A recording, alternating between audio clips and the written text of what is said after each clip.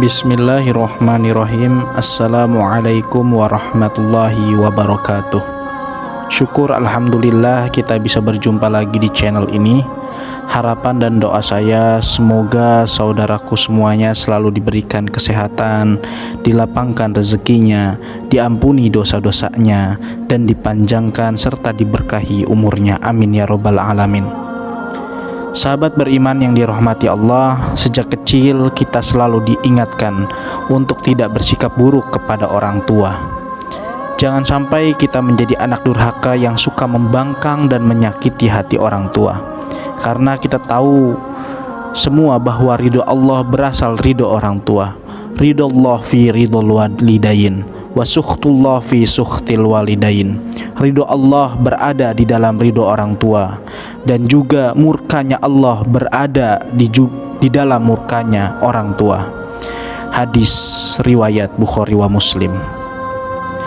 Maka dari hadis ini kita mengetahui betul betapa luar biasanya bakti kepada orang tua.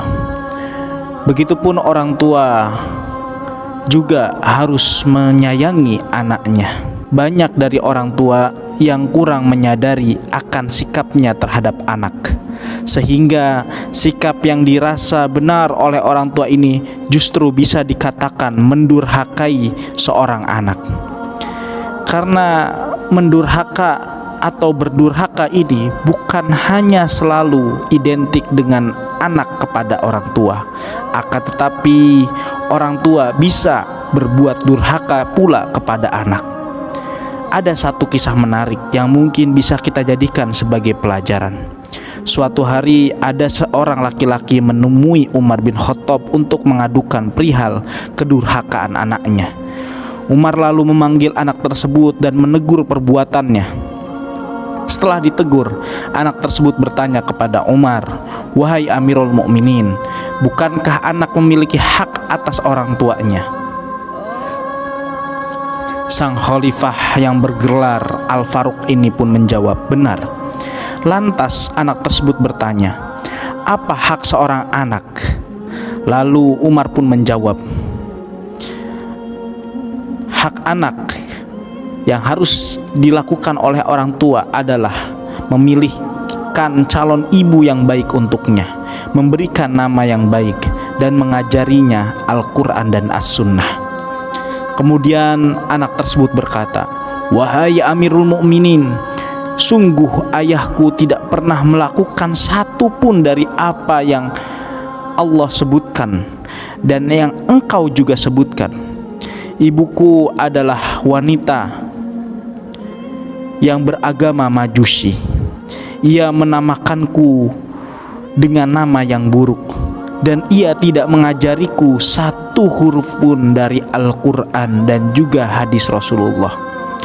Mengetahui jawaban itu, Umar pun mendekati orang tua itu dan berkata, "Engkau datang mengadukan kedurhakaan anakmu, padahal engkau telah durhaka kepadanya sebelum ia mendurhakaimu. Sebelum ia berbuat juga buruk kepadamu." Mendengar jawaban Umar, laki-laki tersebut meminta maaf kepada anaknya dan berjanji akan mendidiknya dengan baik. Dari kisah tersebut bisa disimpulkan bahwa ada dosa besar yang dilakukan orang tua terhadap anak, entah disadari ataupun tanpa disadari. Lalu apa saja dosa besar orang tua terhadap anak tersebut? Yang pertama adalah bersikap kasar terhadap anak. Sebagai orang tua, kita sangat tidak dianjurkan untuk memaki anak karena perilakunya yang tidak kita sukai. Apabila kita menemukan sikap anak yang tidak suka, hendaknya kita nasihati dengan lemah lembut, dengan baik, dengan penuh kasih sayang. Karena sejatinya anak tersebut bisa jadi tidak mengetahui apakah perbuatannya itu mendapatkan keridhaan orang tuanya, apakah perbuatannya itu dinilai benar ataupun salah. Maka sejatinya seorang anak masih dalam tahap pembelajaran.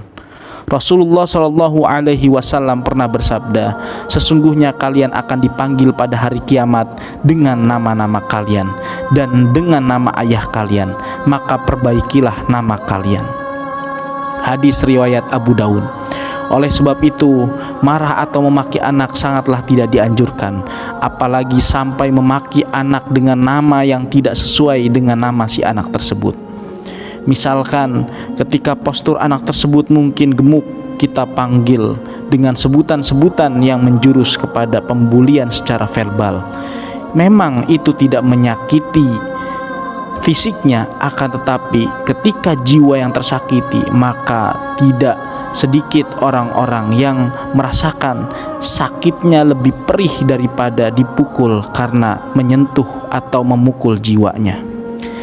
Lalu yang kedua, pilih kasih kepada anak. Orang tua yang memiliki anak lebih dari satu sangat tidak dianjurkan pilih kasih atau bahkan memberi lebih kepada anak kesayangan dibandingkan dengan anak yang lainnya. Sehingga yang terjadi adalah ada anak lain yang merasa terabaikan, dikecewakan. Sikap pilih kasih orang tua kepada anak bisa memicu putusnya tali silaturahmi antara sesama anak dan bisa menyebabkan pula kecemburuan sosial di antara anak-anak lainnya. Dalam hadis sahih yang diriwayatkan oleh Imam Muslim pernah dijelaskan bahwa Nu'man bin Bashir pernah bercerita, ayahku menginfakkan sebagian hartaku untuk ibuku Amroh binti Rawahah. Kemudian berkata, saya tidak suka engkau melakukan hal itu sehingga menemui Rasulullah Shallallahu Alaihi Wasallam. Ayahku kemudian berangkat menemui Rasulullah sebagai saksi atas sedekah yang diberikan kepadaku. Rasulullah berkata kepadanya, apakah engkau melakukan hal ini kepada seluruh anak-anakmu? Ia berkata, tidak. Rasulullah Shallallahu Alaihi Wasallam berkata, bertakwalah kepada Allah dan berlaku adillah kepada anak-anakmu. Ayahku kemudian kembali dan menarik lagi sedekah itu. Hadis riwayat Muslim.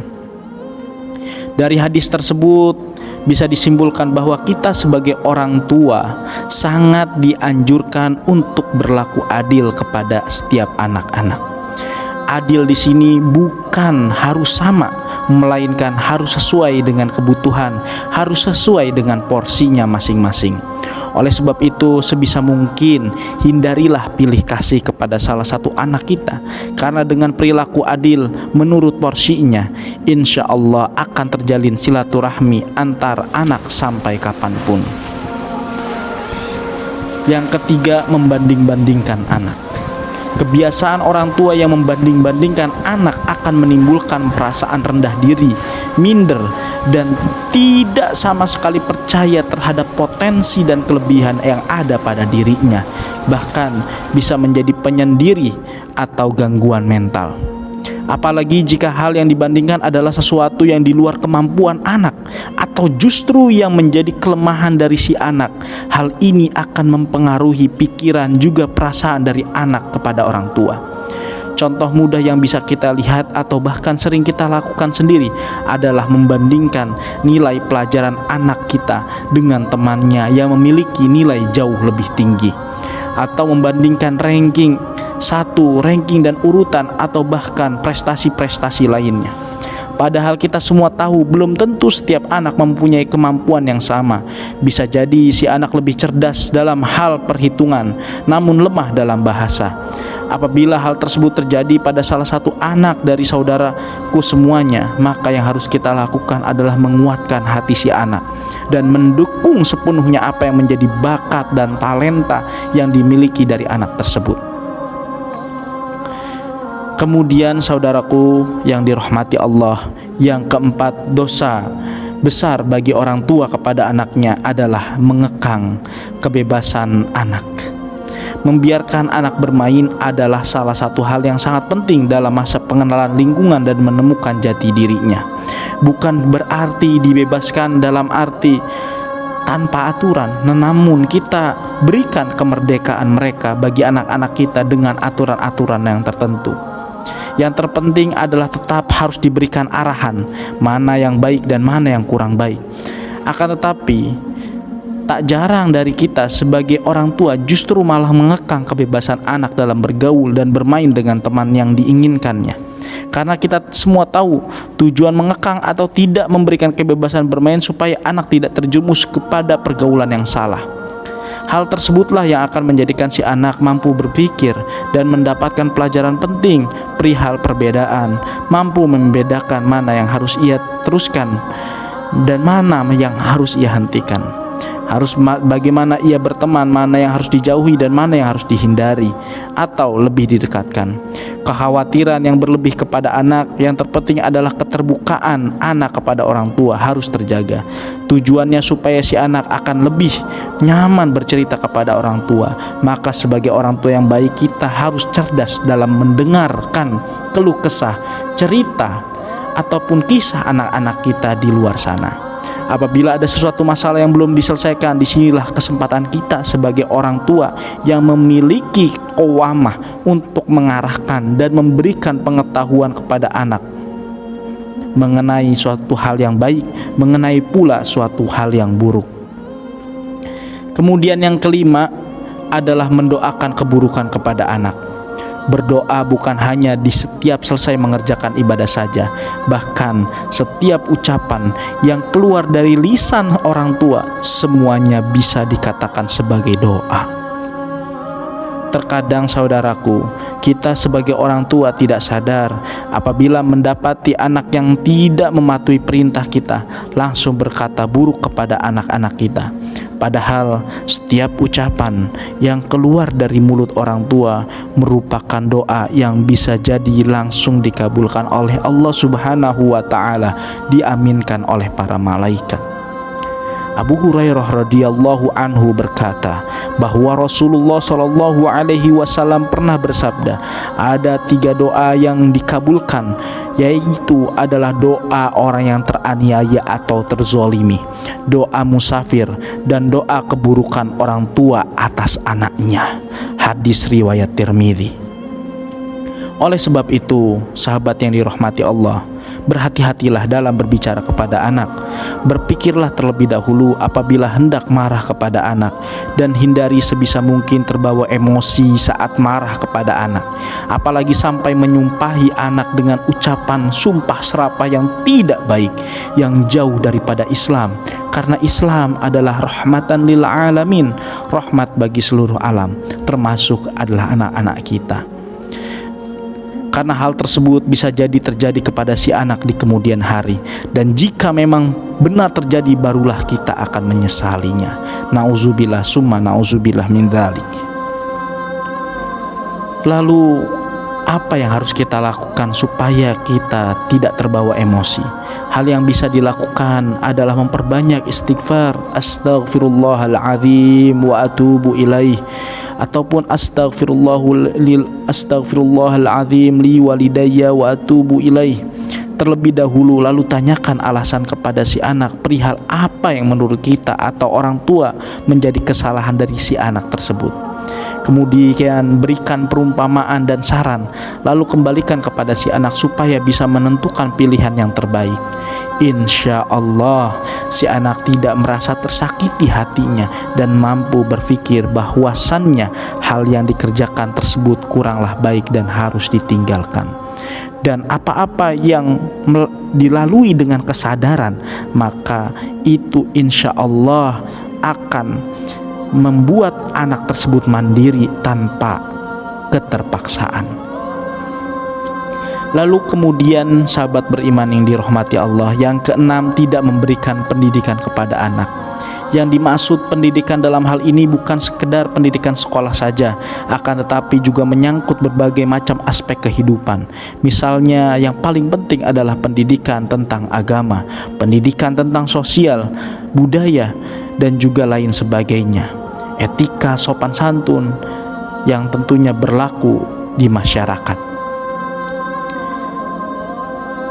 Dalam sebuah qaul ulama disebutkan awwaluddin ma'rifatullah bistiqani, yaitu hal pertama yang harus diketahui oleh manusia adalah hal tentang agama, aturan dalam beragama. Sehingga setiap orang tua wajib memberikan pembekalan dari hal agama. Karena ketika fondasi-fondasi agamanya kuat, maka si anak akan insya Allah berada dalam koridor agama yang akan membatasi daripada perbuatan buruknya. Berikut juga keterampilan kepada setiap anak-anaknya, sehingga keterampilan tersebut bisa menghantarkan anak-anaknya untuk menemukan jati diri perihal menemukan kehidupan yang bahagia di dunia maupun di akhirat. Apabila kita mengabaikan pendidikan anak, maka bisa dikatakan anak tersebut layaknya anak yatim, padahal masih memiliki kedua orang tua. Ada pepatah Arab yang mengatakan, anak yatim itu bukanlah anak yang telah ditinggal orang tuanya dan meninggalkan anak-anaknya dalam keadaan hina. Sesungguhnya anak yatim itu adalah anak yang tidak dekat dengan ibunya, yang selalu menghindar darinya, atau ayah yang terlalu sibuk dan tidak ada waktu bagi anaknya. Kalau kita menyimpulkan syair tersebut ingin menyampaikan bahwa perhatian adalah kunci penting dalam mendidik anak supaya akses di dunia dan akhirat bisa terakses dengan baik dan benar, dan bisa mendapati keriduan Allah Subhanahu wa Ta'ala dan keriduan orang tua. Adalah sebuah bentuk kedudukan terhadap anak apabila kita sebagai orang tua justru tenggelam dalam kesibukan, sehingga yang terjadi adalah kita lupa untuk mengajarkan tentang anak bagaimana berakidah, bagaimana Islam, bagaimana sejarah Rasulullah SAW. Adalah sebuah kezaliman kita orang tua hanya memikirkan dan sibuk terhadap dunia sampai melupakan tugas dan tanggung jawab kita kepada anak.